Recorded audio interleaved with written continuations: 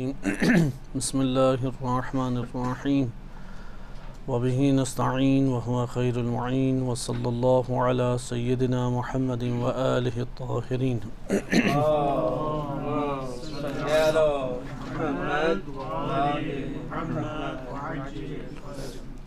افکار شہید مطہری رحمۃ اللہ علیہ کے ذیل میں ہم معاشرہ اور تاریخ کو قرآن کی نگاہ میں مطالعہ کر رہے تھے۔ اصالت معاشرہ کہ معاشرہ اصیل ہے یا فرد اصیل ہے یا ہر دو اصیل ہیں، شہید رحمۃ اللہ علیہ نے جو نظریہ اختیار کیا وہ یہ تھا کہ معاشرہ بھی اصالت رکھتا ہے اور فرد بھی اصالت رکھتا ہے۔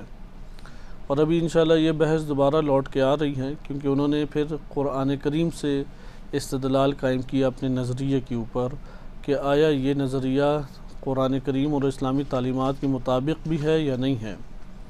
معاشرے کے اصیل ہونے سے مراد یہ ہے کہ انسان اس معاشرے کے اجزاء بنتے ہیں، جیسے ہر مرکب اجزاء پر مشتمل ہوتا ہے، معاشرہ بھی ایک مرکب ہے، اور اس مرکب کے جو اجزاء ہیں یہ اجزاء باہمی ربط کے ذریعے سے ایک نئی چیز کو وجود دیتے ہیں۔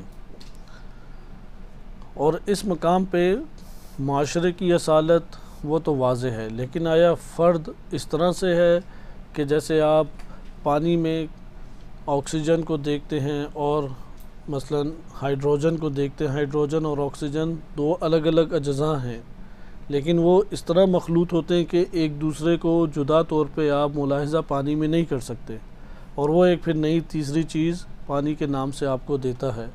آیا ایسی ترکیب پائی جاتی ہے؟ تو شہید رحمۃ اللہ علیہ یہاں بیان کرتے ہیں کہ ایسی ترکیب نہیں ہے، اجزاء کے اندر ہائیڈروجن اور آکسیجن جیسی ترکیب نہیں ہے کہ دونوں کو باہمی طور پہ جوڑ کے ایک نئی چیز ہمارے سامنے آ رہی ہے اور وہ اجزاء ایک دوسرے میں حل ہو کے رہ گئے، منحل ہو کے رہ گئے، بلکہ افراد اور اجزاء بھی ایک نوع استقلال رکھتے ہیں، اور وہ اس سے جو مرکب صورت میں ہمارے پاس شے آ رہی ہے وہ بھی ایک نوع استقلال رکھتا ہے۔ لیکن اجزاء ایک دوسرے کے محتاج ہیں، کیونکہ مرکب اپنے اجزاء کا محتاج ہوتا ہے، بس مرکب اجزاء کے اعتبار سے اجزاء کا محتاج ہے، اور اجزاء جو ہیں وہ آپس میں ترکیب پا کے ایک مرکب کو تشکیل دے رہے ہیں۔ یہ بحث انشاءاللہ ابھی لوٹ کے دوبارہ آئے گی، ہم سابقاً اس کو مطالعہ کر چکے ہیں۔ ادھر سوال یہ پیدا ہوتا ہے، قرآن کریم آیا اس بات کی تائید کرتا ہے کہ معاشرہ جدا طور پہ ایک وجود ہے؟ کیونکہ اس کا نتیجہ یہی نکلتا ہے کہ اگر آپ یہ کہتے ہیں کہ اجزاء آپس میں جڑتے ہیں اور جڑنے کے بعد ایک شے کو وجود دیتے ہیں، اس کی مثال بھی جیسے ہم نے ترکیبوں کی مثالیں مختلف پڑھی، ترکیب حقیقی ہے اور بقیہ اس کے ذیل میں مقابلے میں تراکیب تھیں، تو اجزاء ہمیشہ مل کے ایک مرکب کو جنم دیتے ہیں۔ مثلا آکسیجن اور ہائیڈروجن مل کے پانی کو وجود دے رہے ہیں، لیکن سوال یہاں پہ یہ پیدا ہوگا کہ اگر یہ دونوں آپس میں مل کے تشکیل دے رہے ہیں تو اگر اجزاء کو ایک دوسرے سے ہٹا دیں تو وہ مرکب وجود میں نہیں آئے گا۔ بس اس کا یہ مطلب ہوا کہ اجزاء اور مرکب ان دونوں کے مرحلوں میں فرق ہو گیا۔ ایک دفعہ آپ مرکب صورت میں دیکھتے ہیں تب ہے جب اجزاء آپس میں ربط رکھیں، اور ایک دفعہ آپ اجزاء کو جدا جدا طور پہ دیکھتے ہیں، اس صورت میں آپ کے پاس جو مرکب ہے وہ وجود میں نہیں آئے گا۔ معاشرے کو ایک طرف آ جائیں، معاشرہ بھی اسی طریقے سے ایک وجود ہے۔ اگر ہم اسے کہتے ہیں کہ یہ اجزاء سے تشکیل پا کے ایک مرکب بن گیا، سوال یہ مرکب اعتباری ہے یا حقیقی؟ شہید رحمۃ اللہ علیہ قائل ہیں کہ یہ حقیقی ہے۔ حقیقی کا مطلب کیا ہوگا؟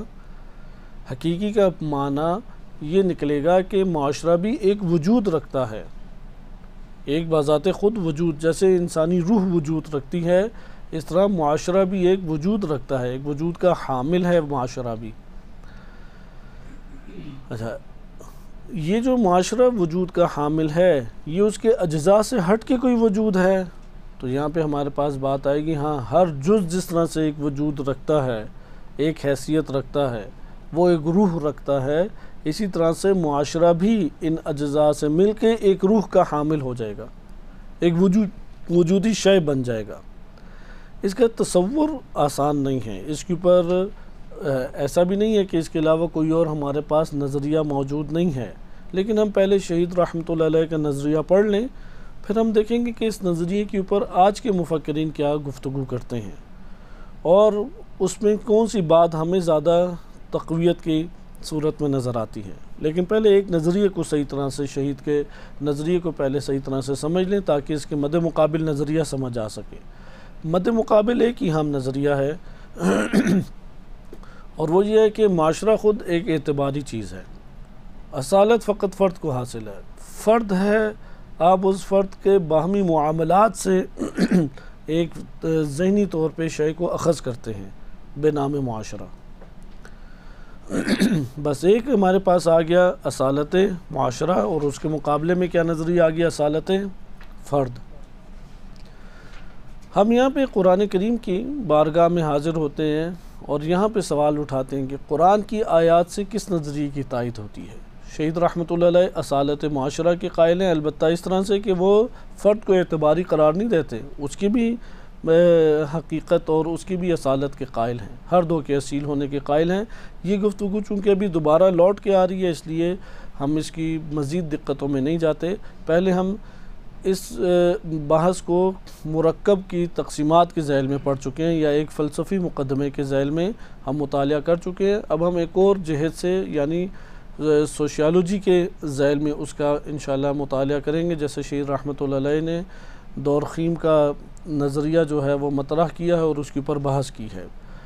لیکن ہم قرآن کریم سے استدلال لاتے ہیں کہ قرآن کریم کی نگاہ میں آیا اس نظریے کو قبولیت حاصل ہے یا نہیں، یعنی معاشرہ بھی اصالت رکھتا ہے۔ معاشرہ پھر یہ عرض کر دوں کہ اس کا تصور فقط عقلی طور پہ آپ کر سکتے ہیں، کائنات کے بہت سارے حقائق ایسے ہیں جنہیں عقل درک کر سکتی ہیں، ممکن ہے مادی آنکھوں سے وہ دکھائی نہ دیتے ہوں۔ ہمیں مادی آنکھوں سے بندہ نظر آ رہا ہے، اس کے گھر نظر آ رہے ہیں، روڈیں ہیں، لوگ آپس میں آ جا رہے ہیں، مل ملا رہے ہیں یا معاملات انجام دے رہے ہیں، یہی ہمیں آنکھوں سے نظر آتا ہے۔ تو یہاں سوال پیدا ہوگا کہ اگر معاشرہ وہ ایک زندہ روح ہے، ایک الگ سے وجود ہے، تو کہاں دکھائی دیتا ہے؟ انسان تو جسم کی وجہ سے دکھائی دے رہا ہے اور جسم کے ساتھ روح کا ارتباط ہے، اور اس نفس رکھنے کی وجہ سے انسان مختلف جسم سے اعمال انجام دیتا ہے یا نہیں، نظر آ رہا ہے۔ اب یہاں پہ شہید رحمۃ اللہ علیہ کیا بیان کر رہے ہیں کہ علامہ طباطبائی واقع شہید اس میں تابع ہیں سید طباطبائی رحمۃ اللہ علیہ کے، انہوں نے المیزان میں اس کے اوپر تفصیلی بحث کی ہے اور جو انہوں نے نظریات مطرح کیے ہیں شہید رحمۃ اللہ علیہ نے اسی کو کھول کے بیان کیا، اور یہ بات خود انہوں نے اپنی اس کتاب میں لکھی بھی کہ یہ نظریہ تفصیلی طور پہ اگر کوئی پڑھنا چاہتا ہے تو المیزان کو پڑھے، اور المیزان میں ہی آیات سے استدلال انہوں نے کیا۔ لیکن جو اس کے مقابلے میں دوسری رائے ہے آیت اللہ مصباح یزدی حفظہ اللہ تعالیٰ کی، اور انہوں نے جو نقد کی ہے وہ بھی دلچسپ ہے، وہ بھی ہم نظر انداز نہیں کر سکتے، اور انشاءاللہ تعالیٰ اس کو ہم مطالعہ کریں گے اسی کے ضمن میں، کیونکہ انہوں نے اصالت جامعہ کا قائل نہیں، معتقد نہیں ہے، اور شدت کے ساتھ تاکید کے ساتھ اس کو رد کیا ہے، اور جتنی ادلہ اور دلائل لے کے آتے ہیں اصالت معاشرہ کے اوپر قرآن کریم کی آیات سے، ہر آیت کے اوپر بحث کی ہے انہوں نے۔ لیکن وہ انشاءاللہ تعالی ہم یعنی اس موضوع کو اگر کسی شخصیت نے انتہائی تفصیل کے ساتھ ابھارا لکھا تو اس موضوع کے اوپر بہت ساروں نے ہے، مثلا شہید صدر رحمۃ اللہ علیہ نے سنن الہیہ کے باب سے بڑا مضبوط قلم اٹھایا اور قوی تحریر کو لکھا۔ شہید مطہری رحمۃ اللہ علیہ نے بھی فلسفی نقطہ نظر سے اس کو اٹھایا، لیکن قرآن کریم کی آیات سے استدلال کیا۔ علامہ طباطبائی رحمۃ اللہ علیہ نے ایک طویل بحث کی ہے المیزان میں، سورہ آل عمران آیت نمبر 200 کے ذیل میں طویل بحث کی ہے اس موضوع پہ۔ اسی طرح آیت اللہ جوادی عاملی حافظہ اللہ تعالی، انہوں نے بھی ایک قلم اٹھایا، جامع در قرآن ان کی معروف کتاب ہے۔ اچھا، یہ سب بزرگان انہوں نے لکھا، لیکن سب سے زیادہ تفصیل کے ساتھ جس نے لکھا اور سب سے زیادہ عمیق طور پہ ادلہ کا جائزہ جس نے لیا وہ آیت اللہ مصباح یزدی ہیں۔ اس لیے ان کی کتاب کو ہم نظر انداز نہیں کر سکتے. ان کی اس موضوع پہ کئی کتابیں موجود ہیں، ان کی تقاریر موجود ہیں. اب تو ان کے شاگردوں نے مختلف پہلوؤں سے انہیں کے آثار کو مد نظر رکھتے ہوئے کتابیں لکھ دی ہیں اور دلچسپ کتابیں ہیں. لہذا اصالت معاشرہ ہم ابھی شہید یعنی یہ بزرگان تقریباً ایک ہی تفکر کے مالک ہیں، یعنی علامہ طباطبائی، شہید مطہری اور آیت اللہ جوادی عاملی، یہ تقریباً ایک ہی تفکر کے مالک ہیں، یعنی اصالت معاشرہ و اصالت فرد کے قائل ہیں. آغا جوادی عاملی، ان کی کتابوں کا حسن یہ ہے کہ اس میں آیات روایات کو آپ کو ایک وسیع ذخیرہ مل جاتا ہے اور بات بہت مرتب اور منظم آپ کے سامنے آتی ہے. لہذا آپ ان کی کتاب پڑھیں گے تو اس میں ایک روانی کے ساتھ آپ کو چیزیں نظر آئیں گی. آئیں ہم اپنے موضوع کی طرف دوبارہ آتے ہیں. شہید رحمۃ اللہ علیہ، بس یہ بات اس لیے تکرار کر کے آپ کے سامنے بیان کی جا رہی ہے تاکہ ذہن نشین ہو جائے کہ ہمارے وجود کے علاوہ ہم ایک اور وجود بھی رکھتے ہیں. مثلا میں اور آپ اس جسم اور روح کے علاوہ، اس جسم اور نفس کے علاوہ، جسے آپ میں سے تعبیر کرتے ہیں، اس کے علاوہ ہم ایک اور وجود بھی رکھتے ہیں. یہ چیز انسان دل سے جلد قبول نہیں کر پاتا. اگر علمی طور پہ معلوم بھی ہو جائے فوراً یہ بات قابل ہضم نہیں لگتی کہ یار میں تو ادھر ہی ہوں، بقیہ کیا میرا عمل دخل ہے. لہذا بہت فوراً قبول نہیں ہوتی، تعقل چاہیے. شہید رحمۃ اللہ علیہ یہ بیان کرنا چاہ رہے ہیں کہ آپ کے وجود کے علاوہ آپ ایک اور وجود رکھتے ہیں. یہ جو آپ کا وجود ہے یہ وجود شخصی جزئی ہے، یہ معین ایک آپ کا وجود ہے، لیکن ایک آپ کا وجود وجود کلی ہے، ایک وجود وجود جمعی ہے، اس میں بھی روح واحد ہی ہے. لیکن وہ جو روح واحد ہے، آپ کی ارواح اور آپ کا نفس، وہ اس کا ایک جز ہے. وہ جز ایسا ہے کہ آپ ہی یہ سارے کے سارے نفوس مل کے اس ایک کل کو وجود دے رہے ہیں، اور وہ کل جو ہے ان سب کے اوپر مشتمل ہے. لیکن اس کے ساتھ ساتھ آپ نے وہ اپنا شخصی اور جزئی وجود بھی کھویا نہیں ہے، وہ بھی آپ کا موجود ہے. اسی کے اوپر آیت اللہ مصباح یزدی کا جو ہے اعتراضات اور تنقید شروع ہوتی ہے، وہ انشاءاللہ اپنے مرحلے پہ پڑھیں گے. لیکن یہاں پہ آپ نے اس بات کو تکرار کے ساتھ دیکھا کہ شہید مطہری اس بات کے قائل ہیں کہ ہر انسان کے وجود اور اس کے نفس اور جسم کے علاوہ اس کا ایک اور نوع وجود بھی ہے. اس نوع وجود کو کیا کہتے ہیں؟ کلی. یہ وجود کلی ہے، یہ وجود جمعی ہے. اس کو معاشرے سے تعبیر کیا ہے. لہذا معاشرے میں سب سے چھوٹا معاشرہ کیا ہوتا ہے؟ یہ جو ازدواجی زندگی انسان بسر کرتا ہے، یہ بھی ایک چھوٹا سا معاشرہ ہے. اس سے پھر آہستہ آہستہ بڑے ہوتے ہیں معاشرے. لہذا معاشرے کو دیکھنے کی آنکھ وہ عقل کی آنکھ ہے، تعقل کی آنکھ ہے، تدبر کی آنکھ ہے. قرآن کریم سے اس کی تائید ہوتی ہے یا نہیں ہوتی کہ ہمارے نفس کے علاوہ ایک اور وجود اور نفس بھی ہے، اور وہ کلی اور جمعی ہے اور شامل ہے تمام کے تمام معاشرے کے افراد کو. اور یہاں سے وہ مباحث بھی نکلتے ہیں کہ ہم لا تعلق زندگی بسر کر سکتے ہیں اگر ہمارا ایک جمعی وجود ہے، ایک کلی وجود ہے. کیسے ہم معاشرے سے کٹ کے زندگی بسر کریں؟ یہ تو ظلم ہم کریں گے اپنے آپ کے اوپر. مثلا ایک شخص گھر کے اندر جیسے رہتا ہے، اسے گھر کے نفع نقصان کی کوئی پرواہ نہیں ہے، وہ سوتا ہے، کھاتا ہے، پھر باہر نکل جاتا ہے. تو گھروں میں بھی، ہر گھر میں ضروری نہیں ہے کہ وہ گھر جو ہے وہ کسی آفیسر کا گھر ہو. ایک غریب کے گھر میں بھی اگر بچہ اس کا اس طرح سے کرے تو وہ بچے کے اوپر پہلی صورت میں یہ الزام لگاتا ہے کہ یہ خود غرض ہے، یا اس کے بے تربیت ہونے کا اس کے اوپر ایک عنوان لگاتا ہے، اور اس کی تنبیہ بھی کرتا ہے، توبیخ بھی کرتا ہے، سرزنش بھی کرتا ہے کہ یہ تم نے کیا رویہ اختیار کیا، کھاتے پیتے سوتے ادھر ہو، اور گھر کے نہ کسی نقصان میں نہ کسی نفع میں، اور گھر کی کسی قسم کی تمہیں فکر نہیں ہے. تو یقیناً یہ ہر معاشرہ، مسلم ہو یا غیر مسلم ہو، ہر معاشرہ اسے تنقید اس کے اوپر کرے گا. انسانی معاشرہ بھی اسی طریقے سے، ایک ریاست کا معاشرہ بھی. مثلا بعنوان ہم اگر پاکستانی دیکھیں تو سرزمین پاکستان کہ ایک اسلامی ملک، اسلامی ریاست ہے یہ. اس ریاست میں اگر کوئی رہتے ہوئے اس کے حالات سے لا تعلق ہو جائے، اس کے نفع نقصان سے لا تعلق ہو جائے، اس کے بارے میں کسی قسم کی کوئی سوچ بچار نہ کرے، نہ حصہ لے وہ اس کے حوالے سے۔ اس کی مثال اسی شخص جیسی ہے کہ جس گھر کے اندر وہ کھاتا پیتا اور پوری زندگی کی ضروریات پوری کرتا ہے، لیکن گھر کے ساتھ کوئی انصاف نہیں کرتا، کوئی گھر کا کام نہیں کرتا، اس کا ہم و غم نہیں اٹھاتا۔ تو اس طرح کے افراد کو مختلف عنوان ہمارا معاشرہ دیتا ہے، مثلا یہ اب بدمعاش بن گیا ہے، یہ آوارہ ہو گیا ہے، یا یہ مثلا فلاں ہو گیا ہے۔ اور اگر بہت محبت ہو تو کہتے ہیں جن چڑھ گیا اسے۔ آخر میں یہ ہے کہ ہے تو ہمارا بچہ ہی بڑا نیک پاکیزہ، لیکن شاید اب اسے جن چڑھ گیا اس لیے اسے کوئی پرواہ نہیں ہے۔ تو یہ ایک ریاست میں رہنے والے افراد کے ساتھ بھی ایسا ہی ہے۔ اب قرآن کریم آ کے اس کی تائید کرتا ہے کہ یہ نظریہ جو آپ الگ سے جمعی روح یا کلی طور پہ ایک روح کا تصور پیش کر رہے ہیں اور ایک وجود کا تصور پیش کر رہے ہیں، اور مستقل طور پہ خارج میں اس کائنات کے اندر اس دنیا میں کرۂ ارض کے اوپر یہ معاشرے کے نام سے ایک وجود پایا جاتا ہے، قرآن کریم کی آیات اس کی پر دلالت کرتی ہیں، تو شہید رحمۃ اللہ علیہ مصر ہیں اس بات پر کہ دلالت کرتی ہیں، آیات سے پتہ لگتا ہے۔ شہید صدر رحمۃ اللہ علیہ نے بھی آیات ذکر کی، یہ بحث تو نہیں کی کہ اصالت کون رکھتا ہے، جزوی طور پہ انہوں نے اپنی کتاب میں یہ ذکر کیا کہ اگر ہم اسے اعتباری کاملہ نہیں قرار دے سکتے، حقیقت کے وہ بھی قائل ہیں، لیکن شہید رحمۃ اللہ شہید مطہری نے جس طرح سے قلم اٹھایا اور تفصیلات بیان کی، شہید صدر رحمۃ اللہ علیہ کی چند پیراگراف بس اس کے موضوع کے اوپر ہمیں نظر آتے ہیں۔ آیات کون سی ہیں ہمارے پاس؟ آیات تقریباً 7-8 تو بن جاتی ہیں جو اس اصالت معاشرہ والے بیان کرتے ہیں۔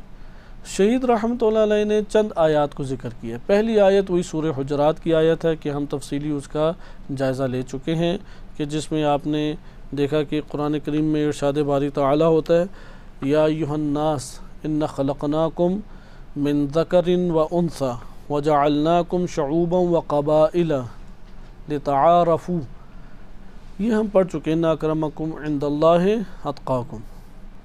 دوسری آیت بھی ہم نے گزشتہ درس میں شروع کی، وہ ہے سورہ زخرف، آیت نمبر ہمارے پاس 32 بنتی ہے، آیت نمبر 32 سورہ زخرف۔ ارشاد باری تعالی ہوتا ہے، نحن قسمنا بینہم معیشتہم فی الحیات الدنیا، نحن قسمنا بینہم معیشتہم فی الحیات الدنیا ورفعنا بعضهم فوق بعض درجات لیتخذ بعضا سخریا ورحمت ربک خیر مما یجمعون۔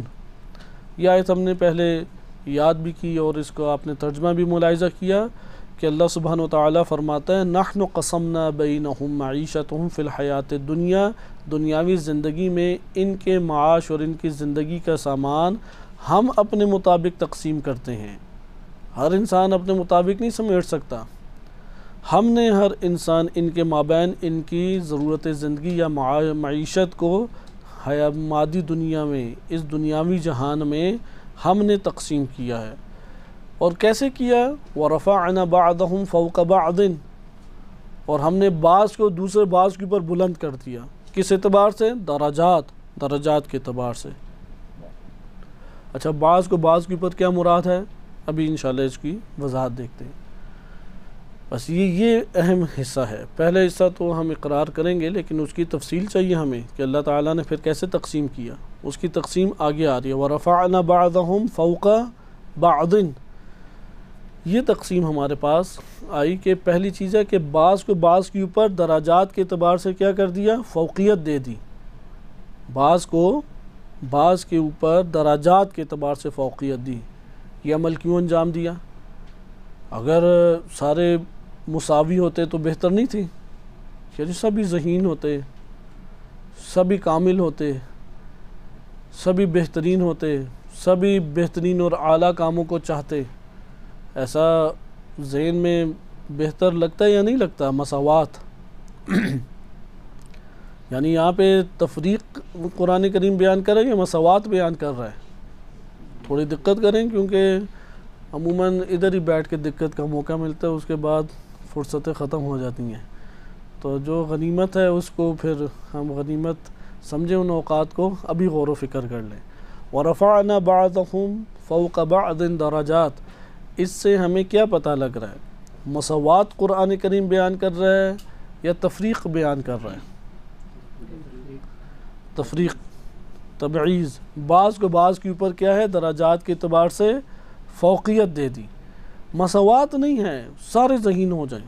مثلا ایک شخص سوچے کہ یار میرے بچے اگر 4 ہوں تو چاروں ہی ذہین ہوں، چاروں ہی امیر ہوں، چاروں ہی صحت مند ہوں، چاروں کو کوئی مشکل ہی نہ پیش آئے.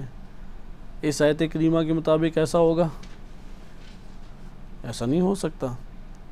یہ قبیلے والا سوچے یار ہمارا قبیلہ ان سب میں اوپر نظر آنا چاہیے، سارے ہی بہترین ہوں، سارے ہی امیر کبیر ہوں، سارے ہی صحت مند تندرست ہوں، سارے کے سارے فلاں فلاں کمالات رکھتے ہوں اور برابر رکھتے ہوں، کوئی کسی کے اوپر فوقیت نہیں حاصل ہو سکتی. تو قرآن یہاں بھی کیا بیان کر رہا ہے، وَرَفَعْنَا بَعْضَهُمْ فَوْقَ بَعْضٍ درجات، ہم نے بعض کو بعض کے اوپر بے اعتبار درجات بلند کر دیا. اب یہاں پہ واضح طور پہ تفریق، واضح طور پہ اختلاف، واضح طور پہ تبعیض ہمیں نظر آ رہی ہے. لیکن سوال یہ کیوں کیا قرآن کریم سے پوچھتے ہیں اللہ سبحانہ وتعالیٰ نے یہ کیوں قرار دیا؟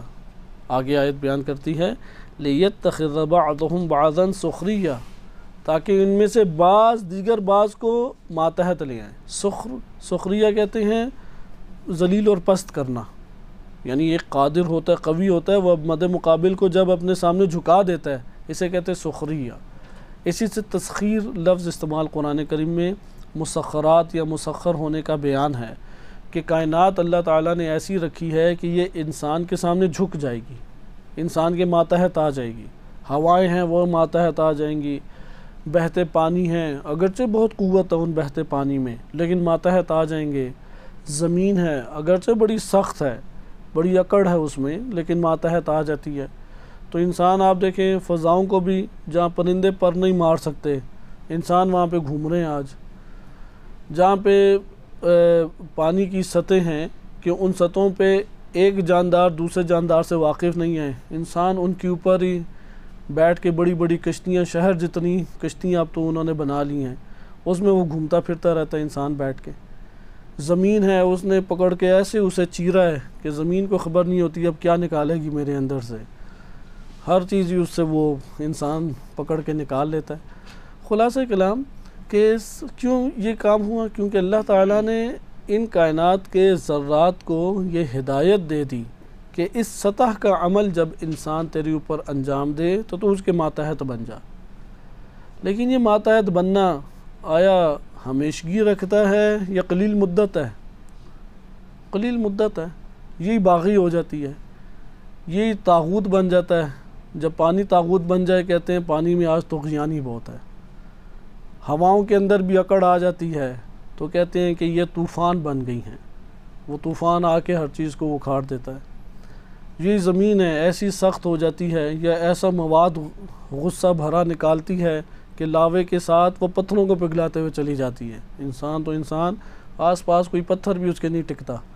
تو اصل یہ جنود اللہ ہیں، اللہ کے ہاتھ میں یہ لشکر ہیں. لیکن اللہ نے امانتاً انسان کو خلیفہ بنایا تو دیا کہ ٹھیک ہے قلیل مدت کے لیے انسان تو بھی راج کر لے، دیکھ کہاں تیری پرواز جاتی ہے. تو ابھی تو انسان نے دنیا کو مسخر نہیں کیا، ابھی تو بہت قلیل تسخیر ہے، بہت قلیل. قرآن تو کہتا ہے کہ یہ آسمان تسخیر ہوگا.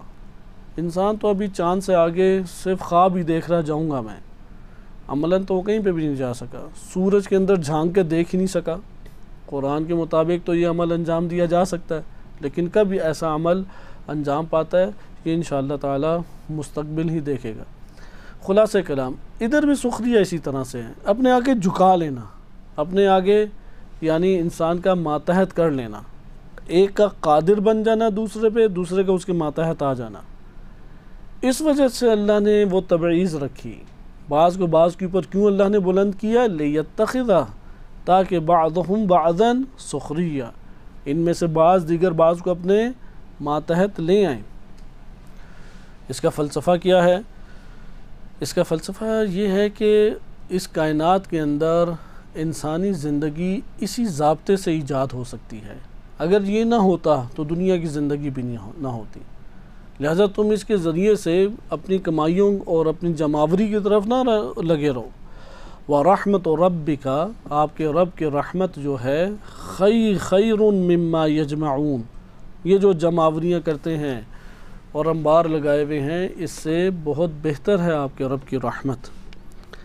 آئیں اب ہم اس کو شہید کی زبانی دیکھتے ہیں کہ انہوں نے اس سے کیسے مطلب لیا معاشرے کی تشکیل کا۔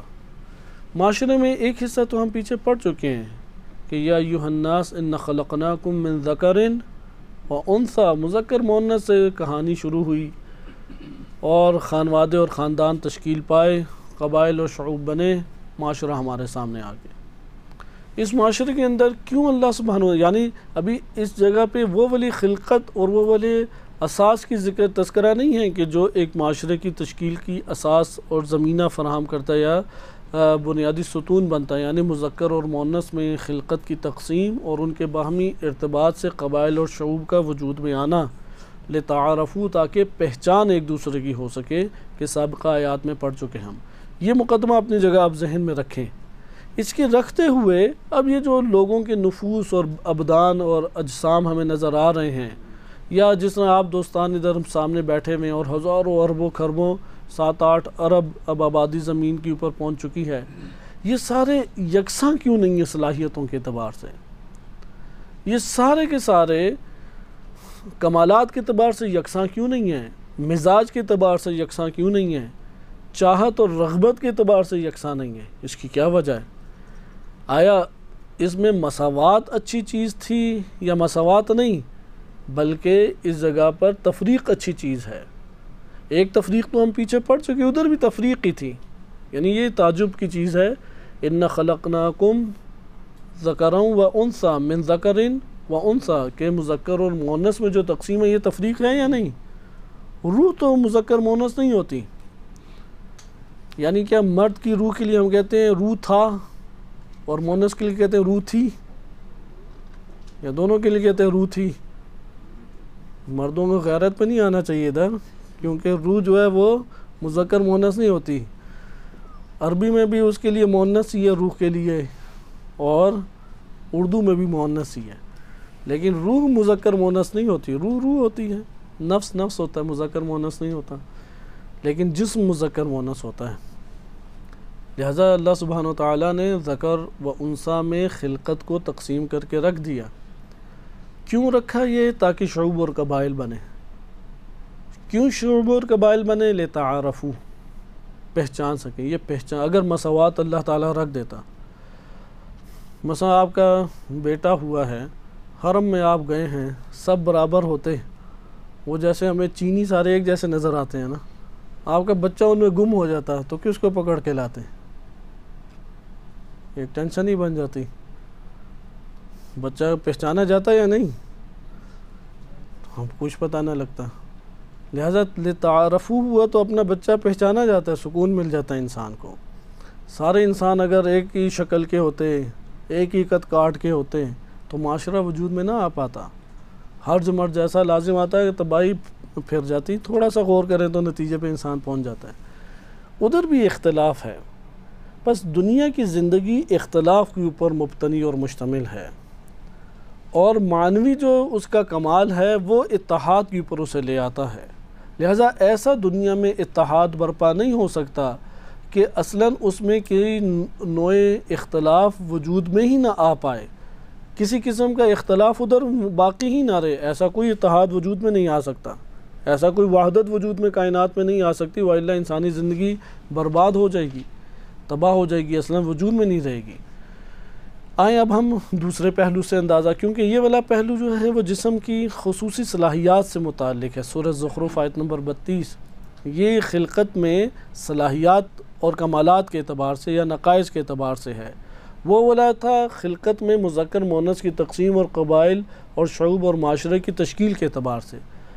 اب اگر صلاحیتوں، مزاج اور رغبتوں کے اعتبار سے سب کے سب برابر ہو جائیں، یہ مسئلہ اس وقت بھی پیش آتا جب ہم امام زمان علیہ السلام کی حکومت کا تجزیہ تحلیل کرتے ہیں۔ اس لیے یہ نظریات اہمیت کے حامل نظریات ہیں، آپ اس کو خود اس کے اوپر دقت کرنی چاہیے۔ میں آسان ایک مثال آپ کی خدمت میں دیتا ہوں جس سے یہ پتہ لگ جائے، وَرَفَعْنَا بَعْضَهُمْ بَعْضًا دَرَجَات، کہ ہم نے فوق بعض درجات، بعض کو بعض کے اوپر درجات کے اعتبار سے فوقیت دے دی، بلند کر دیا، لیتخذ بعضهم بعضا سخریا، کہ بعض دیگر بعض کو کیا کر دیں، اپنے ماتحت لے آئیں، صحیح ہے، قادر ان کے اوپر بن جائے۔ ہم یہ فرض کرتے ہیں کہ یہاں پہ ہم سارے کے سارے میلانات، رغبت، کمالات کے اعتبار سے برابر ہو جائیں، تو پھر گٹر کون صاف کرے گا؟ کوئی کرنا چاہے گا؟ کوئی بھی نہیں کرے گا اس پہ۔ اچھا ممکن ہے کوئی کہ ربوٹ رکھ لیں گے، چلو ٹھیک ہے ربوٹ رکھ لی ہم نے، وہ جا کے صاف کریں گے۔ ربوٹوں کا ہینڈل کون کرے گا؟ وہ کہے گا یہ گٹر والے ربوٹوں کا ہینڈل کرتا ہے۔ آخر جان تو نہیں چھوڑ سکتا نا اس عنوان سے، وہ کسی نہ کسی طور پہ آ جائے گی بات۔ ایک کہے گا کہ یار میں تو ان ربوٹوں کو ہینڈل کرتا ہوں جو ساری کی ساری مالیات جمع کرتے ہیں، تم کون سے ربوٹ کو ہینڈل کر رہے ہو؟ بالفرض ہم بڑی ترقی یافتہ دور میں چلے گئے، وہ کہے گا میں تو وہ کر رہا ہوں کہ جو سارے انسانی فضلے کو ایک جگہ پہ ٹھکانے لگاتا ہے۔ وہ کہے گا یہ کون سا کام ہے؟ اسی طریقے سے گھروں کو کون بنائے گا؟ ہر قسم کے شعبے ہیں، آپ جانوروں کا گوشت کھاتے ہیں، ذبح کس نے کرنا ہے؟ کس نے بنا کے دینا ہے آپ کو؟ ایک آفت میں انسان پڑ جائے گا اگر سب بھی برابر ہو جاتے۔ اس لیے اللہ تعالیٰ نے ایک چھوٹے سے خانوادے میں بھی باپ کی صورت میں ولی قرار دیا، ماں کی صورت میں بچوں پہ حق رکھ دیا، ان کے اندر رحمت اور الفت اور محبت کو پیدا کیا۔ اگر یہ سارے ہی برابر ہو جاتے پھر کیا کرتے؟ پھر تو اس دنیا کا نظام نہیں چل سکتا تھا۔ اچھا یہاں پہ سوال یہ پیدا ہوتا ہے کہ کیا پھر یہ مطلب ہے کہ ڈکٹیٹرشپ آ گئی؟ بعض کو ڈکٹیٹر خاندانوں کو بنا دیا، جیسے پوری دنیا کہا جاتا ہے مثلا اتنے 48 40 یا فلاں خاندانوں میں پوری دنیا کا پیسہ گھوم رہا ہے۔ پاکستان میں بھی اسی طریقے سے چند خاندانوں میں ہی سیاست تو ہمارے ہاں نسلیں بیچاری دیکھتی رہیں، بوڑھوں کو نہیں خبر جو پہلے وفات پا گئے ہیں کہ نہیں، پاکستان میں بھی اب وہ نسلی سیاست ٹوٹی ہے کچھ عرصے کے لیے، لیکن ہمیشہ 2-3 پارٹیاں ہی دیکھی ہیں۔ سب سے بڑی پارٹی فوج تھی، فوج کے بعد سیاسی پارٹی ایک مسلم لیگ آئی، پھر پیپلز پارٹی، تیسری کوئی چوتھی ہے ہی نہیں، پارٹی نہیں ہے۔ پوری کی پوری سیاست وہ مالیات لے کے بیٹھے ہوئے ہیں، تو وہ تو بڑے خوش ہو کے یہ آیت لے آئیں گے، ہمیں تو اللہ نے بلند کیا یار، تم لوگ ماتحت رہو۔ پھر تو ہر کوئی فرعون بن کے اوپر آ جائے۔ آیا ڈکٹیٹرشپ ہے اس کا یہ مطلب ہے؟ تو یہاں پہ شہید رحمۃ اللہ علیہ نے 2 جہت سے جائزہ لیا، لہٰذا یہاں پہ ہمارے لیے بہت سارے نظریات بھی حل ہو جاتے ہیں۔ گھروں کے اندر سوچتے ہیں، جیسے ایک ماں ہے وہ سوچے کہ میرے سارے بچے ہی برابر ہوں، ہوگا ایک مثلا ذہین نہیں ہے، وہ کہیں گے نہیں ذہین بہت ہے پڑھتا نہیں ہے۔ تو جملہ آپ سنتے ہوں گے کہ بچہ ہمارا بہت اچھا ہے، دوسروں نے خراب کر دیا، یعنی دوسروں کے بچے خراب تھے، یہ بالکل ٹھیک ٹھاک تھا، یہ ان کے پاس گیا تو انہوں نے اس کو خراب کر دیا، اس بیچارے کے قصور۔ جبکہ مسائل اس سے جدا ہیں، یہ عاقلانہ سوچ نہیں ہے۔ عاقلانہ سوچ کیا ہے کہ ایک خاندان کے اندر مختلف صلاحیتوں کے افراد آئیں گے، سارے یکساں نہیں آ سکتے، ساروں کی آپ یکساں زندگی کو تقاضا نہیں کر سکتے، مطالبہ نہیں کر سکتے، وَإِلَّا یہ جہان کی معاشرے ختم ہو جائیں گے۔ ادھر 2 چیزیں ہمارے سامنے ہیں۔ پہلی چیز یہ ہے کہ اگر ہم مساوات کے قائل ہو جائیں، اس میں ایک حد تک تو ہم نے مثالوں سے ہی دیکھ لیا، لیکن تھوڑا منظم دیکھیں کہ کیا حرج مرج لازم آئے گا۔ دوسری چیز، آیا ڈکٹیٹرشپ ہے؟ ہم آ جائیں پہلے تصور کے اوپر، کیونکہ اس کی مثالیں آپ نے دیکھی، ان مثالوں سے پتہ لگ جاتا ہے کہ اگر یہاں پہ مساوات وجود میں آ جائے تو دنیا کے معاشرے تو نہیں چلیں گے۔ اچھا اس کی کوئی اور بہترین آسان سادہ مثالیں لائیں نا، انسان کے لیے آسان ہو جاتا ہے۔ ایک گھر میں 3 بھائی ہیں اور تینوں بھائی برابر شمار ہوتے ہیں نہیں بھائی ہونے کے اعتبار سے، اور ان کے اوپر والدین ہوتے ہیں، اور آپ یہ سمجھ لیں عمروں میں کم فاصلہ ہے، 1 سال کا مسافر فاصلہ ہے۔ کھانے کا ٹائم ہو جاتا ہے، روٹی لانی ہے، تو کون لائے گا روٹی؟ وہاں پہ جھگڑا پڑ جائے گا نہیں؟ آپ جس کو کہیں گے میں کیوں لاؤں بھائی، وہ کیوں نہیں لائے؟ یہ تو آپ ادھر بھی ہے، مثلا سب طلاب ہیں، باریاں بھی نہیں لگی ہوئی، قانون بھی کوئی نہیں ہے، وہ کہیں گے یار آپ لے، وہ کہے گا میں کیوں لاؤں، وہ کیوں نہیں لائے؟ کیوں؟ آپ سب مساوات کی صورت میں دیکھ رہے ہیں، تو یہ میرے اوپر کون سا حق آتا ہے کہ میں جا کے لے کے آؤں، وہ کیوں نہیں لے کے آئے گا؟ تو یہاں پہ کوئی سلسلہ چل جائے گا دنیا زندگی کا، وہ سارے بھوکے رہ جائیں گے۔ پھر غصے میں جائیں گے، ہر کوئی اپنا اپنا کھا لے گا، دسترخوان پہ کھا بھی نہیں سکیں گے کھانا۔ تو اس سے ہمیں ابتدا سے ہی پتہ لگ جاتا ہے کہ اگر یہ اختلاف نہ ہوتا صلاحیتوں کا، اور یہ بعض کو بلند کرنا اور بعض کو ماتحت کرنا یہ سلسلہ نہ ہوتا، تو معاشرے، انسانی معاشرے وجود میں ہی نہیں آ سکتے تھے۔ حتیٰ حیوانوں کے اندر بھی اسی طرح چلتا ہے۔ بعض ایسے حیوانات ہیں اگر نکاح ان کا ہونا ہے، مثلا گھوڑے ہیں یا اس طرح سے کوئی بعض جانور ہیں، میرے ذہن میں باقاعدہ جانور کا وہ نہیں ہے، یہ مستند جو چینل ہے جانوروں کے اور اللہ کی خلقت کو بہترین طریقے سے بیان کرتا ہے کہ کچھ فراغت ملے تو شوق ہوتا ہے کہ اس کو ضرور دیکھیں، تاکہ انسان اللہ کی مخلوق میں صفات باری تعالیٰ کو انسان جان سکے، دیکھ سکے، فعل الہی کا مشاہدہ کریں، کیونکہ ہر مخلوق آئینہ ہے۔ اس یہ آئینے کے اندر آپ جھانک کے دیکھیں، آپ کو صفات باری تعالیٰ نظر آئیں گی، اسماء حسنہ نظر آئیں گے، افعال الہیہ نظر آئیں گی۔ اچھا، ان میں سے نکاح ہونا ہے بالفرض، ان کی ہم اپنی زبان میں کہتے ہیں کہ نکاح ہونا ہے مذکر اور مؤنث میں۔ اب وہ مؤنث تو نخرے کے ساتھ ایک جگہ پہ ہے موجود، اس کے پاس جائے کون؟ کیونکہ مقابلہ کمپٹیشن ہے، تو اس کمپٹیشن میں لڑائی ہوتی ہے، اس لڑائی میں جو جیتے گا وہ جا کے اس سے نکاح کرے گا، اور وہ پھر ایک سے نہیں کرے گا، ادھر جتنی گھوڑیاں کھڑی ہیں مثلاً وہ سب اس کی بیویاں بن جائیں گی، اور پھر اس کے قریب بھی کوئی نہیں آ سکتا۔ اور کب تک نکاح رہے گا؟ جب تک کوئی اسے ہرا نہ دے۔ وہ آتا ہے، کہتا ہے آ جاؤ میدان میں، ہرا دو، ہرا دیا تو تم حاصل کر لو گے۔ اب ادھر مساوات ہوتی تو کس طرح سے ان کی نسل چلتی؟ یہ تو دنیا کے اندر آپ کو اوورال ایک نظام دکھائی دے گا غلبے کا، بعض ہوں گے اس کے سامنے جھکیں گے۔ یہ جو آپ کو نظام دکھائی دے رہا ہے اسی سے چل رہا ہے سارا کا سارا سلسلہ۔ مثلا ایک ڈاکومنٹری مثلا دکھاتے ہیں 2 کلومیٹر پہ مچھلیاں پھیلی ہوئی ہیں چھوٹی چھوٹی، اب اگر وہ 2 دن اور رہیں تو 4 کلومیٹر پہ پھیل جائیں گی۔ آپ 1 ہفتہ ان کی زندگی اور دے دیں تو وہ ممکن آدھے سمندر پہ پھیل جائیں، پھر تو کوئی بھی مخلوق ادھر نہیں رہے گی۔ تو ان کے اوپر ایک حاوی مچھلی ہو جاتی ہے، وہ بس منہ کھولے رکھتی ہے، اندر وہ جاتی ہیں، اس نے نہ چبانا ہے نہ کچھ کرنا ہے، جب اس کا دل چاہے گا وہ منہ بند کر دے گی۔ وہ آدھی مچھلیاں تو وہی کھا جاتی ہے اکیلی، پھر 4 دن بعد اتنی دوبارہ پیدا ہو جاتی ہیں۔ آپ نے ملاحظہ کیا کہ وہ مسلط اگر نہ ہوتی تو کیسے ادھر سلسلہ چلتا؟ وہ تو سمندر میں آپ کو کوئی اور مخلوق ہی نہ دکھائی دیتی۔ یہ سارا کا سارا انسانی سلسلہ یعنی نظام کائنات حکمت کے ساتھ اس طرح چل رہا ہے۔ یہاں پہ بھی یہی حکمت ہے کہ اگر مساوات قائم ہو جائے، لڑائی جھگڑا ہو جائے گا، مارے جائیں گے سارے کے سارے، یا معاشرے تباہ کر دیں گے، منتشر ہو کے بکھر جائیں گے۔ اس لیے ضروری ہے کہ یہ صلاحیتوں کے اعتبار سے تفاوت ہوتا۔ صلاحیتوں کے اعتبار سے تفاوت ہونے کے باوجود بھی ہم کہتے ہیں کہ معاشرے میں نظام چاہیے، سسٹم چاہیے، کام تقسیم ہونا چاہیے، اس کے بغیر معاشرہ ہر جو مرض کا لازم آتا ہے۔ جی ہاں، وہ مطلب یہی ہے نا، سسٹم سے تو انکار نہیں ہے، ابھی تو سسٹم کی طرف ہم آئیں گے۔ وہ جو سسٹم آتا ہے وہ بھی یہ والا نظام ہی رکھتا ہے، ایک امام بنے گا، دوسرا اس کی اطاعت کرے گا۔ بس اس اعتبار سے صلاحیتیں سب میں ایک جیسی ہونی چاہیے، ہاں اختلاف سے بچانے کے لیے پھر وہاں پر سسٹم بنانا چاہیے۔ نہیں، صلاحیتیں، کیونکہ ہم جو بحث کر رہے ہیں نا وہ بالکل خلقت کے آغاز سے بحث کر رہے ہیں، خلقت کے آغاز سے، جہاں پہ انسان کو آزادی اور اختیار حاصل ہے، نہ کہ جبر ہے۔ ادھر سے ایک نظریہ آتا ہے جبر کا، اس کے اوپر گفتگو کی گئی ہے، انشاءاللہ اسے دیکھیں گے۔ اس کا مطلب ہے کہ انسان جبری طور پہ بعض پست ہیں تو یہاں پہ شہید ہیں، کیونکہ ابھی وہ دوسرا مورد میں نے بیان نہیں آپ کی خدمت میں کیا، وہ بیان ہوگا تو اس سے بہت سارے مسائل حل ہو جائیں گے ہمارے۔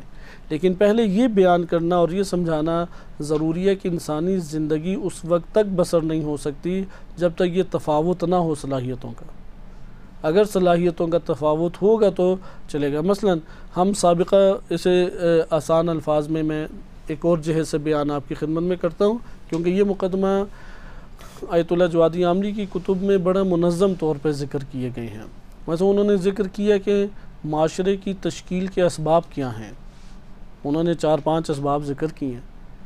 آپ جو معاشرے کی تشکیل کے اسباب ہیں ان کا احاطہ کریں تو پھر آپ فوراً کہیں گے کہ اختلاف ہونا چاہیے، ورنہ اصلاً معاشرہ ہی نہیں تشکیل پا سکتا۔ اس میں سب سے پہلی چیز ہے ضرورت۔ اگر ضرورت ایک کو دوسرے کو تیسرے کی ضرورت نہ ہو، ایک جگہ جم ہوں گے ہم لوگ؟ کبھی جم نہیں ہوں گے۔ یہ ضرورت کہاں سے پیدا ہوئی؟ اگر سارے ہی باکمال ہوتے اور سارے ہی ہر کام انجام دے پاتے تو کس کو کس کی ضرورت پیش آتی؟ آخر ایک کو تو قدرت مند ہونا پڑے گا، ایک کو ضعیف ہونا پڑے گا۔ مثلا آپ کہہ لیں سارے ذہین ہیں، جتنے بھی افراد ہیں ذہین ہیں، تو سارے ذہین مالدار بھی ہو گئے، سارے ذہین ہو گئے کہ ایک اشارہ کریں چیز بھی سامنے آ جائے، تو پھر تو اس دنیا کے اندر انسانی معاشرے کی حیات وجود میں نہیں آئے گی۔ یعنی دنیا نے جنت نہیں بننا یہ فرض کے ساتھ۔ ادھر ایک اور بحث ہے کہ آیا کیونکہ اصالت معاشرہ ہے تو اس کا یہ مطلب ہے کہ آپ کے دو وہاں پہ حساب کتاب ہیں، ایک فردی حساب کتاب ہے اور ایک معاشرے کے اعتبار سے حساب کتاب ہے، کیونکہ وجود آپ کے دو تھے۔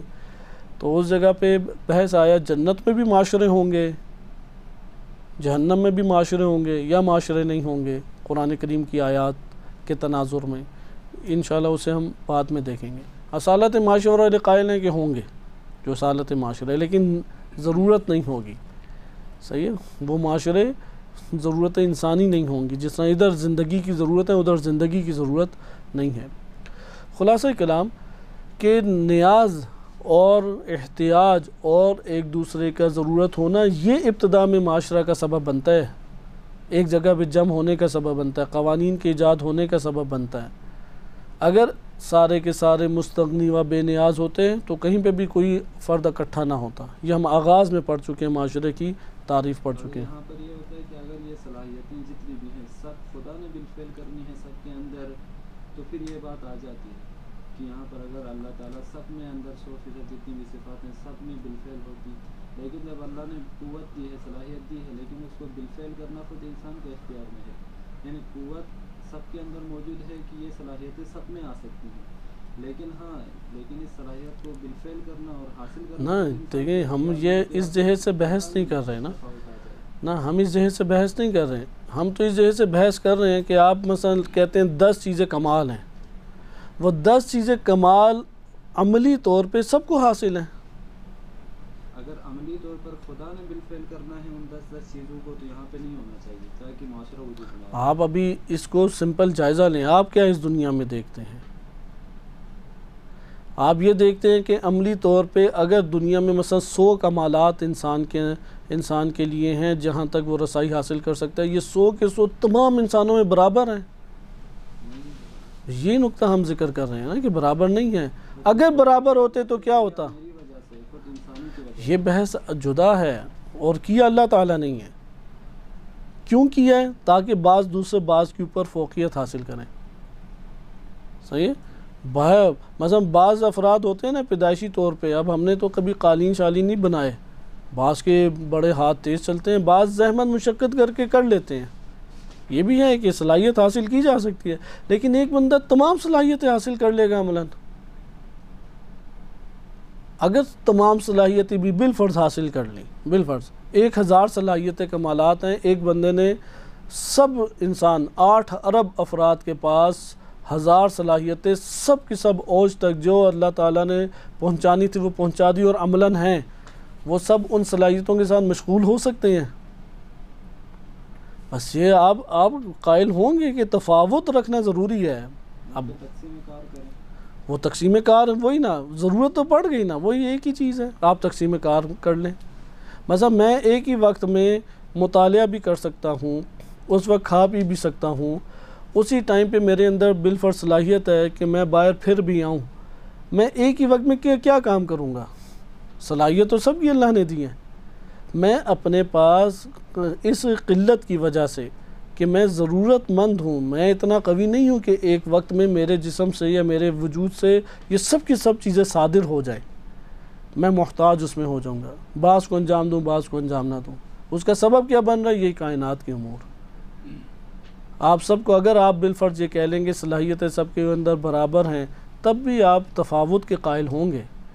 تفاوت اس کے اندر ہے، وَرَفَعْنَا بَعْضَهُمْ فَوْقَ بَعْضٍ درجات کے اعتبار سے اللہ سبحانہ وتعالیٰ نے رکھ دیے ہیں، یہ بعض کو فوقیت دی اور بعض کو فوقیت نہیں دی، لیکن اس میں عرض کر رہا ہوں کہ اگلے مرحلے کو آپ سنیں تو وہ آپ کے لیے بحث کو تمام کر دے گا پہلی چیز ہمارے لیے ضروری تھی کہ نیاز نہیں رہے گی۔ یہ شہید مطہری رحمۃ اللہ علیہ نے نقطہ اٹھایا، انہوں نے مثال دی، آپ سمجھیں کہ ایک فیکٹری ہے، اس میں بٹن بنتے ہیں۔ میں اپنی سادہ مثال کے ساتھ آپ کی خدمت میں ذکر کروں، ایک فیکٹری ہے، اس میں بٹن بنتے ہیں، اس بٹن آتے ہیں 1000 بٹن آ گئے، آپ کے پاس آتے ہیں بٹن 10 بٹن گر کے گم ہو جاتے ہیں، متبادل آپ کے پاس ہیں یا نہیں؟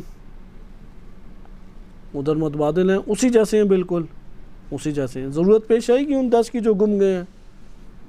نہیں آئے گی۔ آپ کہیں گے ٹھیک ہے یار 20 میں اور پھینک دیتا ہوں، یہ لو پھینک دیا میں نے، کیونکہ آپ کہیں گے بقیہ میرے پاس 60-70 ہے، مجھے ایک بٹن چاہیے تھا۔ آپ کہیں گے یار 30 تم لے جاؤ، کیونکہ سب ایک جیسے، کاملاً ایک جیسے ہیں۔ اگر دنیا کے اندر سب کے سب افراد اس طرح سے ایک جیسے ہوتے تو اصلاً ضرورت ہی پیش نہ آتی دوسرے کی۔ اگر ضرورت پیش نہ آتی تو معاشرہ بھی اصلاً وجود میں نہ آتا۔ یہ تو گھروں کے جب مسائل اٹھتے ہیں نا، وہاں پہ بھی پتہ لگتا ہے۔ بعض بڑے حریص قسم کے بچے ہوتے ہیں، وہ باپ کے مرنے کا انتظار کر رہے ہوتے ہیں، اور باپ نے بھی ان کی وہ کہتے ہیں نا اصل نبض پکڑی ہوتی ہے کہ وہ مال اپنے پاس ہی قبضے میں رکھے ہوئے ہیں، تو مال وہ دیتا ہی نہیں ہے، وہ بچہ بھی اس کا محتاج ہوتا ہے، وہ جہاں اکڑ دکھاتا ہے وہ پیچھے سے اس کی نبض ہی بند کر دیتا ہے، تو وہاں پہ بچہ بھی سیدھا ہو جاتا ہے۔ تو یہاں پہ آپ دیکھیں کہ اگر سارے کے سارے آپ برابر کر دیں، کائنات کا نظام چل ہی نہیں سکتا۔ آپ کو لامحالہ تقسیم کار کرنے پڑے گی۔ آپ تقسیم کار کے کس مرحلے پہ قائل ہوتے ہیں یہ ایک الگ چیز ہے۔ آپ تقسیم کار کے قائل ہو جائیں کہ نہیں سب کو اللہ تعالیٰ نے برابر صلاحیت دی، ٹھیک ہے ہم بالفرض سے مان لیتے ہیں، سب کو اللہ نے برابر صلاحیتیں دے دی، اچھا اس کو فعلی کرنا ہمارا کام ہے، ٹھیک ہے ہم یہ کہہ لیں کہ اللہ تعالیٰ، اگرچہ اللہ تعالیٰ کی تدبیر سے باہر کوئی نہیں ہو سکتا، آپ نہیں کر سکتے کہ اللہ کے ساتھ ربط قائم کیے بغیر کسی شے کے وجود کا قائل ہو جائیں، لیکن ہم کہتے ہیں بالفرض فعلی بھی ہوگی، سب میں فعلی بھی ہیں۔ اس فرض کے ساتھ بھی آپ تقسیم کار کے قائل ہوں گے، آپ کہیں گے کہ نہیں نظام چل سکتا، لامحالہ آپ تفریق کے قائل ہوں گے کہ اگر دنیا کا نظام چلانا ہے، وَإِلَّا جنت بن جائے گی۔ جنت ہے کہ وہاں پہ خواہش کرے گا تو حاضر ہے، جنت ہے کہ وہاں پہ بے نیاز ہے، مستغنی ہے، ضرورت مند نہیں ہے۔ اس دنیا میں اللہ نے کل کی کل احتیاج رکھی ہے، ضرورت رکھی ہے اللہ سبحانہ و تعالیٰ نے۔ آئیں دوسرا مقدمہ اور اس کے اوپر بحث ختم کرتے ہیں۔ وہ دوسری بحث یہ ہے کہ سخرین سے مراد آیا ڈکٹیٹرشپ ہے، بعض کو اوپر آ کے اللہ تعالیٰ نے لاد دیا اور بعض کو حاکم بنا دیا، بعض کو محکوم بنا دیا، بعض کو امیر بنایا، بعض کو فقیر بنایا، بعض نے بس اسی طرح پست پڑے ہی رہنا ہے کہ دوسرے میرے اوپر آ کے حکومت کریں یا مجھے استعمال کریں۔ تو یہاں پہ شہید اس بات کے شدت سے مخالف ہیں کہ قرآن کی آیت سے یہ نہیں پتہ لگتا، یعنی ان دونوں باتوں میں فرق ہے۔ اس کو ہم ایک اور مسئلے سے جو مرد اور زن کے بارے میں آیا ہے اس سے ہم سمجھتے ہیں۔ مثلا قرآن کریم کی آیت ہے نا الرجال قوامون علی النساء، کہ مرد جو ہیں وہ قوام دیتے ہیں خواتین کو، خواتین قوام پاتی ہیں، یعنی ان کی خواتین کی زندگی مردوں کی وجہ سے ہے، صحیح ہے، برعکس نہیں کہا النساء مثلا قوامین یعنی کہا، یا قوامات آپ کہہ لیں کہ وہ نہیں کہا، بالفرض عربی عبارت درست کرنے کی کوشش کریں۔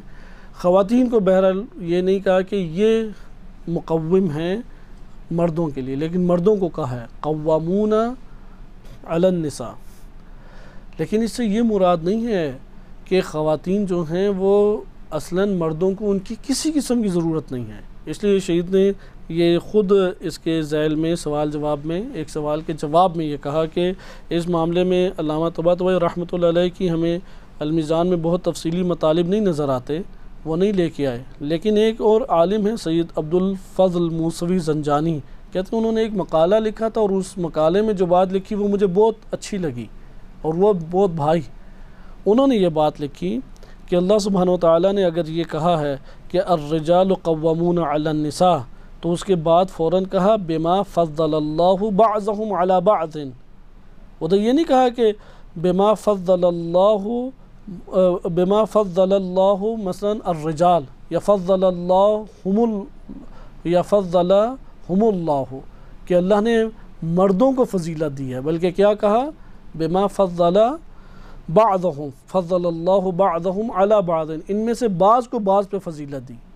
یعنی بعض اوقات ایسا ہوتا ہے ایک جہے سے دیکھیں مرد خاتون پہ فضیلت پا رہا ہے، بعض اوقات ایسا ہو سکتا ہے بعض جہاز سے دیکھیں خاتون مرد پہ فضیلت پا رہی ہے. لہٰذا قوام ادھر سے پتہ لگتا ہے فضیلت کے باب میں نہیں ہے. یعنی یہ ترجمہ نہیں کریں گے الرجال قوامون علی النساء کہ اللہ تعالیٰ نے مردوں کو خواتین کے اوپر فضیلت دے دی، یہ ترجمہ نہیں کریں گے. کیوں نہیں کریں گے؟ کیونکہ اللہ سبحانہ وتعالیٰ نے اس کے بعد یہ فرمایا بما فضل اللہ بعضهم علی بعض، کہ ان میں سے بعض کو اللہ نے بعض کے اوپر فضیلت دی، یعنی ایک دوسرے پہ ہر دو فضیلت پا سکتے ہیں. یہ یعنی فضیلت کا جب باب آیا تو یہ نہیں کہا بما فضل اللہ الرجال علی النساء، مردوں کو اللہ نے خواتین کے اوپر فضیلت دے دی، ایسا نہیں کہا. یہاں پہ بھی اسی طریقے سے ہے کہ اس جگہ پہ ورفعنا بعضهم فوق بعض، کہ ایک جہے سے دیکھو تو یہ تمہیں سیاست مدار تمہیں مافوق نظر آ رہا ہے، دوسری جہے سے دیکھو گے رعایا تمہیں مافوق نظر آئے گی. تم ایک جہے سے دیکھ رہے ہو یہ امیر تمہیں برتر نظر آ رہا ہے، دوسری جہے سے دیکھو گے تو یہ فقیر کا محتاج ہے. یعنی ہر کوئی ہم میں سے ہر فرد ایک دوسرے کا محتاج بھی ہے اور کسی نہ کسی جہے سے ایک دوسرے کے اوپر فوقیت رکھتا ہے. مطلقاً فوقیت کسی کو حاصل نہیں ہے. حتیٰ کہ یہ جو امامت کا منصب ہے اور امام معصوم کو اللہ سبحانہ وتعالیٰ نے بلند فرمایا بلا شک و شبہ، اللہ سبحانہ وتعالیٰ نے انہیں ہم سب کے اوپر امام اور حاکم قرار دیا، ہمارے اوپر ہادی اللہ تعالیٰ نے قرار دیا، لیکن اس کے باوجود امام معصوم حل من ناصر ینصرنا کی صدا بلند کرتے ہیں یا نہیں؟ دین کے غلبے کے لیے وہ احتیاج امت کے تعاون کی اور امت کی مدد کی رکھتے ہیں یا نہیں؟ امت کی اطاعت کے محتاج ہیں یا نہیں؟ اگر ہم کہیں کہ امام معصوم اطاعت کے محتاج نہیں ہیں کہ امت ان کی اطاعت کرے تو پھر تو کوئی امام شہید نہ ہوتا. لہذا کائنات کے اندر آپ یہ جو مادی جہان دیکھتے ہیں اس کا یہ جو دوسرا رخ ہے لِيَتَّخِذَ بَعْضُهُمْ بَعْضًا سُخْرِيًّا، تو ادھر سخریہ سے مراد یہ نہیں ہے کہ ڈکٹیٹرشپ آ گئی، ایک اوپر آ گیا اور دوسرا اس کے ماتحت چلا گیا ہمیشہ کے لیے، نہیں. یہاں پہ یہ بیان کر رہے ہیں جو تمہیں مافوق نظر آتا ہے وہ مافوق ایک اور جہت سے دوسروں کا محتاج ہو جائے گا، وہ احتیاج اس کی رکھے گا. بالفاظ دیگر استغناء کل فقط و فقط اللہ سبحانہ وتعالیٰ کو حاصل ہے. اور اسی مطلب کو آغا جوادی عاملی نے جو ذکر کی ہیں یہ مقدمات، اس میں قرآن کی یہ آیت لائے ہیں کہ انتم الفقراء واللہ غنی وانتم الفقراء، اللہ غنی ہے بے نیاز ہے، تم ہو فقیر اور محتاج، تم ایک دوسرے کے محتاج ہو. لہذا بعضاً سخریہ سے کیا مراد ہے کہ بعض پھر ایک جہے سے اگر تمہارے ماتحت بن رہے ہیں یا کوئی ان کے اوپر غالب آ رہا ہے تو جو غالب آنے والا ہے وہ ایک اور جہے سے کیا ہے، وہ اس کے ماتحت بن رہا ہے، وہ اس کا ضرورت مند بن رہا ہے، وہ اس کا محتاج بن رہا ہے کہ یہ کام کرے گا تو تب ہوگا. اور یہ وجہ بنتی ہے کہ یہ جو مزدور طبقہ ہوتا ہے اس سے عمرہ بڑا قریبی تعلق بھی رکھتے ہیں، کیونکہ آخر کوئی انہیں خان سامہ ملے ہی نہ تو پھر کچن میں کام کس نے کرنا ہے. آج اگر سارے کے سارے کسان اٹھ کے ہڑتال کر لیں تو پاکستان ہو یا کوئی بھی ریاست ہو وہ ساری کی ساری جام ہو کے رہ جائے گی. اگر یہ ٹرک ڈرائیور ہیں یہ ہڑتال کر لیں کوئی چیز ہی نہیں ملے گی اور پہنچے گی نہیں. لہذا ہم ان ٹرک ڈرائیوروں کا ادھر شکریہ ادا کریں گے، منت سماجت کریں گے، وہ بڑے بڑے مطالبات اپنے قبول کروا لیتے ہیں. اس لیے آپ نے ملاحظہ کیا کہ یہ جو بعضاً سخریہ ہے یہ ایک طبقے کی ڈکٹیٹرشپ کو نہیں بیان کر رہا، بلکہ یہ بیان کر رہے جو بھی غالب ہے وہ مغلوب بھی ہے اور جو بھی مغلوب ہے وہ کسی جہت سے غالب بھی ہے. انشاءاللہ اس کا بقیہ حصہ ہم اگلے درس میں ملاحظہ کریں گے. صلی اللہ علیہ سیدنا محمد وآلہ الطاہرین.